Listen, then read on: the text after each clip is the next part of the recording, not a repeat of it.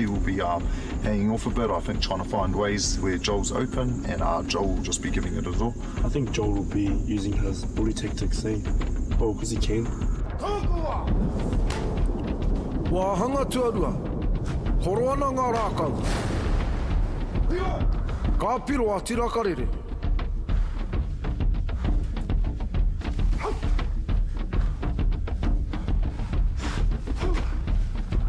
Ka pai e nei kori a ngā toa.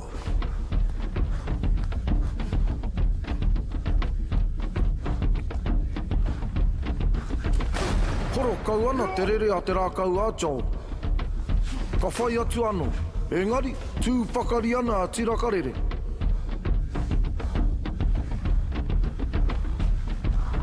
Ka rapua he puaretanga.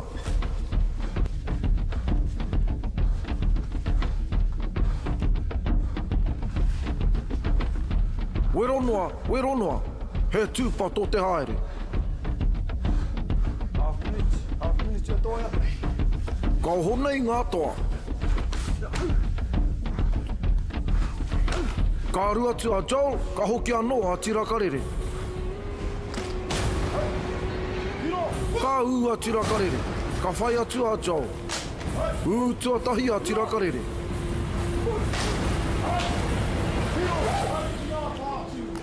Ka mau te wehi ki te āhua o tēnei whawhai. T's strategies to defend and counter. It'll work to his advantage if he uses a bit of speed. I'll have T on his back foot, but hopefully T will surprise him with a bull tactic as well. Ko tīmata rā tēnei wāhanga tuatoru. Ko Joel kai te maupango, ko tirakarere kai te mauwhero. Tika tonu mai a Joel.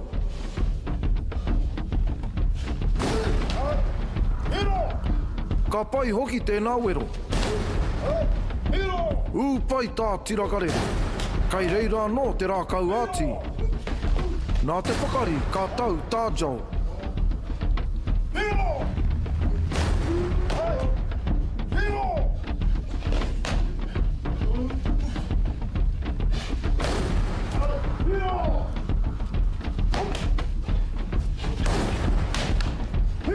Ka pai tēnei tukinga nui a ngā toa. Ka ū tā Joel. Ka tuki anō. Ka pare a te tuara. Ka riro i a Joel.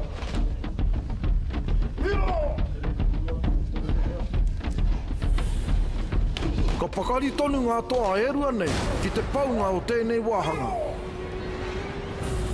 Ka ea te wāhanga tuatoru.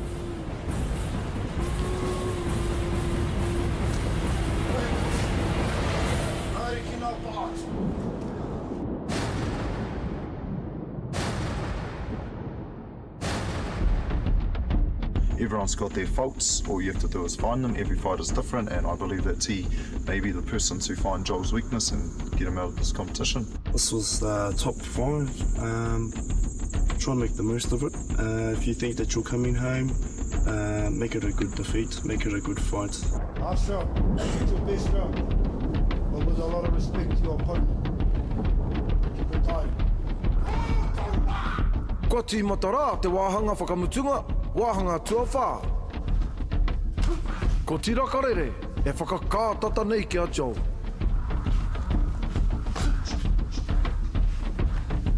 Ko tūpato nei te haere, kai tuku rā he piro ki te huariri.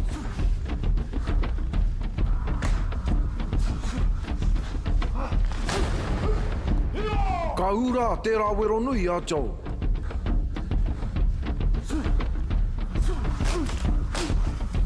Tuki kau noa ngā toa, he oi, ki hai tētahi e utika.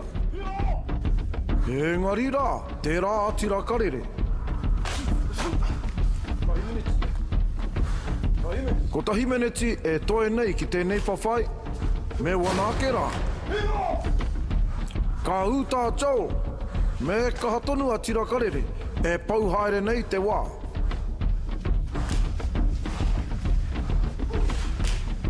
Ko pauhaere nei te kaha ngā toa, he oi e tuki tonu nei.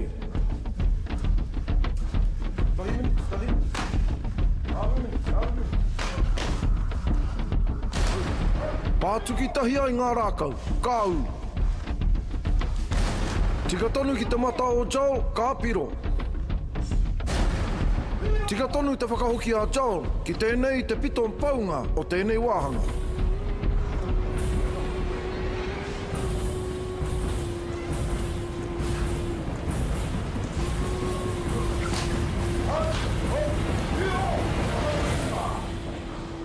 Ka ea, tēnei whawhai.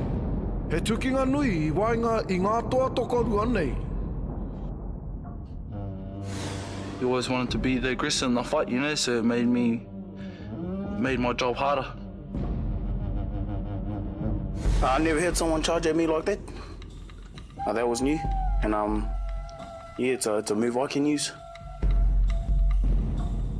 I wasn't expecting an easy fight, you know, both being the same size. I gave him my best, and who better to fight but a good mate. I nā ia nei ko te whakatau. Ko oti tēnei, te tātai rākau mō tēnei rā. Ko kitea, ko ai te toa. Engari, me pēnei te kōrero kia kōrua tahi. Māro, ua, ka tahi te pakanga nui ko tēnei. Rū ana te whenua I a kōrua mahi. Ko tai ki te wāhai whakaingoa, ko ai I puta tihu. Ko ai ka noho ki tēnei taumata, ko ai ka ike ki taumata ki. Nō reira tēnā kōrua, anei rā, te toa, mō tēnei rā.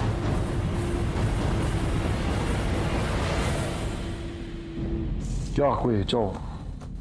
Nō reira, hongi, whakamisi a tōhoa. Ko Joel I eke. T, you know, he was the one who bring laughter to our, you know, our group. And, you know, all the fun times may have just gone. Being on tour, I've learned a lot of things on Te Oro nei, and off screen. Thank you for the nice hard fight. You know, this is the sort of fights we want. And you can only grow from there. So I'll see you around.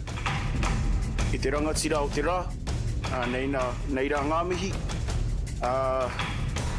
Anō, o te rāwhiti, no te urunga, no tiuranga, tēnei ka tangohia tōku pōtai ki a koe.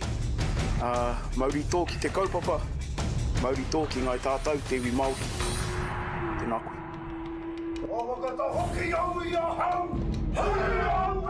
Ka rere rā, te haka a te kāhui ki te toa, ka mahu ea tu nei.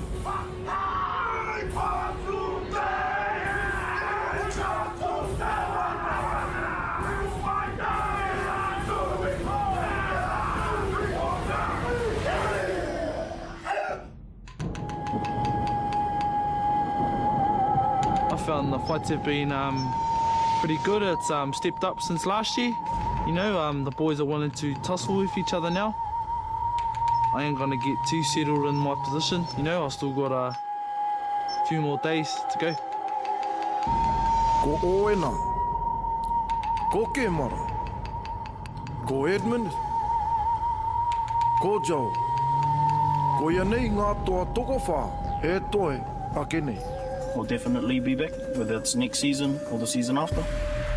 Kore kau, ko te mahi a whawhai anake, engari ko te mahi whakawhanaungatanga. It's not just about fighting, becoming the top of Aotearoa. It's overall about making those new connections.